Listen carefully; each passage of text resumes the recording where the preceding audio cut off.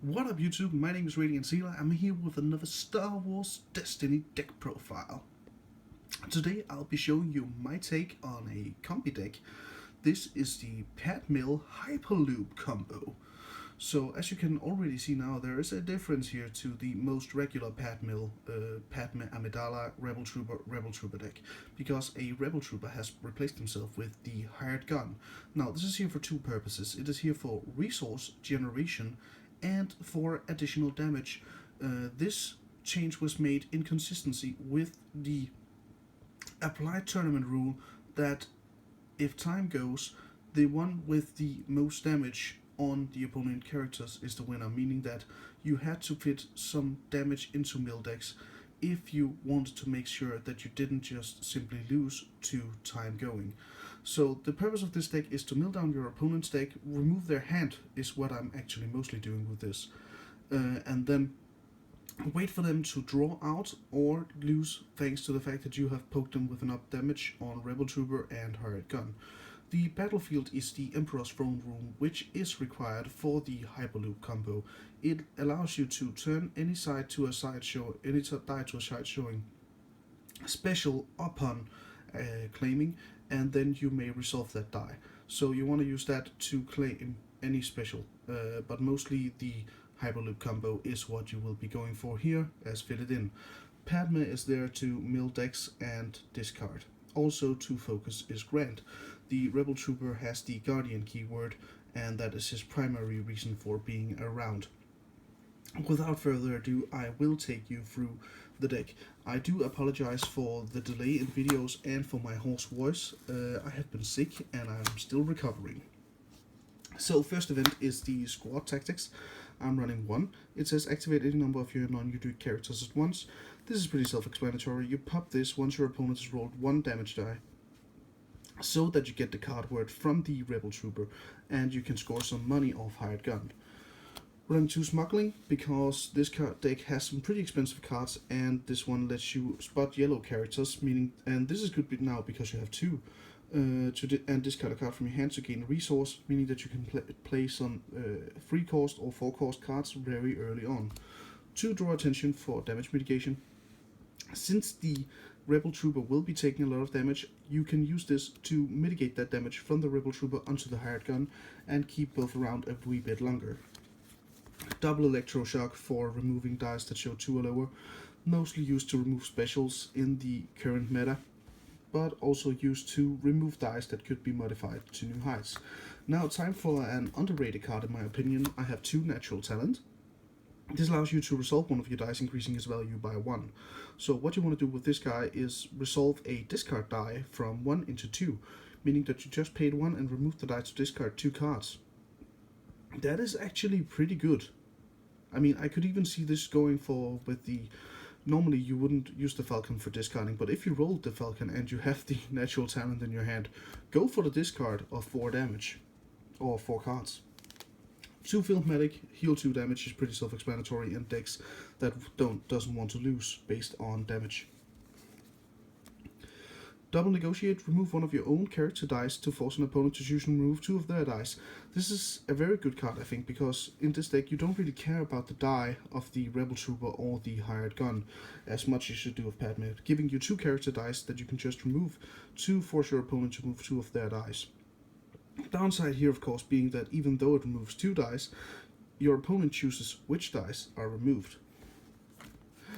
And 1 Hyperspace Jump. So why not 2?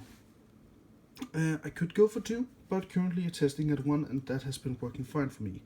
This ends the action phase, and then you may switch the battlefield with the one that is not being used. So you use this to play the Emperor's Throne Room, so you can get the specials and just safely mill your opponent down while you continuously end the action phase, using this from your discard pile with one of the supports that are coming up. And you know what, I'll just do that support right now. It is used in combination with the Millennium Falcon. So the Falcon has a special that says play a yellow event from your discard pile or hand for free, meaning that you claim this battlefield, move the Millennium Falcon's die to special, resolve that special with that battlefield's ability, meaning that you get to use Hyperspace Jump, ending the turn. So what I usually do is I keep claiming, of course, and using this to end the turn. Then during the first thing every turn, I'll just roll the Millennium Falcon, because then if my opponent does something that I really don't want to see, I can just end the turn using a special. That is what they call the Hyperloop. That was a lot of talking. So I'm using one Play the Odds. For support, it allows you to exhaust it, to reroll one of your yellow dice, and if it rolls a resource, gain a resource. I'm only rolling one because I'm only rolling one hired gun. And the additional rerolls aren't that often used with Padmé or the yellow upgrades, but it is still nice to have the option. Last support of the deck is the Black Market. It has a special that says draw 2 cards. You may play an upgrade from your hand, decreasing its cost by 1. So that's great because, like most upgrades in this game, cost 2, so this makes those upgrades cost 1 instead, meaning that you can fit them into places that you normally wouldn't be able to. It also has a 2 focus die, which is pretty damn great, and a resource, which is also pretty useful as of right now. Going into the upgrades, I believe we have 12 in here, but I might have miscounted. There's a data pad. This buffs up resources, that's basically why I want to use it, and because its special says turn one of your dice to a side not showing damage. With just one special side, it isn't worth relying on, but it is the ability to get more specials into play. Especially, what I like about this before I go further into the upgrades, what I like about this deck is that it doesn't rely on the hyperspace jump Hyperloop combo to win, but it is there to fill up. And so combos such as this allows you to play that even if you haven't yet been able to get the battlefield, like if they've discarded your Hyperloop or something, and you wouldn't normally just be able to get it easily. Datapad special allows you to get into the Falcon special and still continue set up for the Hyperloop. 2 hunger down to gain shields. This is one of the best cards in the game. I think that's really undisputed. 0 cost, keep getting shields, and in most matchups of the current meta, your opponent won't have anything to do against it.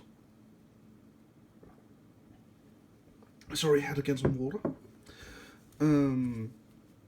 It goes away if the character it's attached to takes melee damage, but that doesn't really matter, because like Django vs Baltic Django, Stormtrooper, Han, Ray, those decks don't really have a lot of melee damage. Even those that have don't have a lot. So yeah, this is just a great card.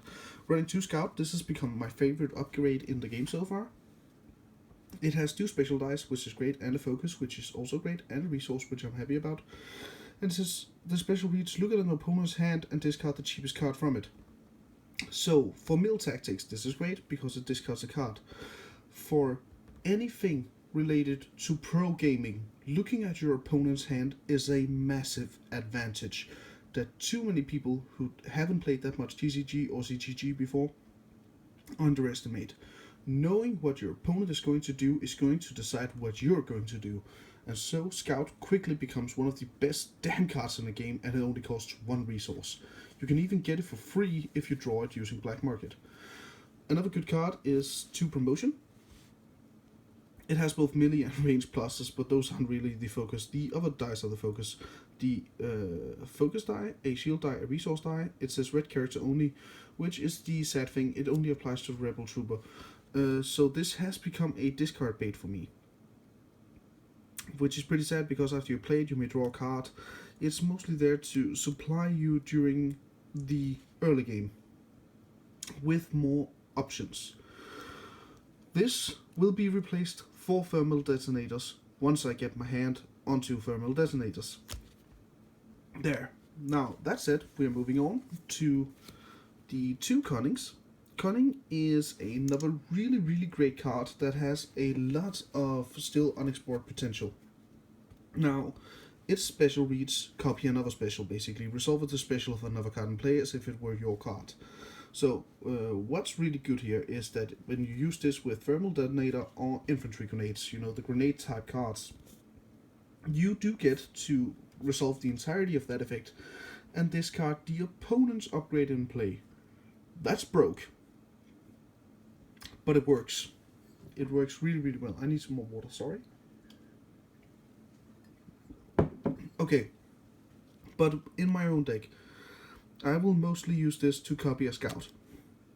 then I will take away 2 cards of my opponent's hands, or if I had a lot of resources, I will copy Padmé and then mill 2 cards. That's also pretty good. It has a discard side, which is bloody great with natural talent, meaning that it can take away 2 cards from your opponent's hand. It also has a focus to set you up for other great stuff and the resource. I haven't really gotten around to using Disrupt in any of my decks yet, but I kind of see that coming in the future. Rolling 1 survival gear. The greatness of this is that this doesn't have any blanks, meaning that it is incredibly hard to mitigate around for the opponent. The 1 melee is actually good with promotion, which is odd because I didn't even realize this card had a 1 melee until earlier today. So it has a focus, a 1 shield, a 2 shield, and 2 resource dice, one of them modifies. It is a 2-core shield builder, and that is the sole reason why it's here. It builds up shields pretty quickly, or in late game you can use it to apply the focus, and it uses its double resource die to gain access to the Millennium Falcon earlier in the game. However, moving into the late game, you will want to replace it with Diplomatic Immunity, which is basically its older brother.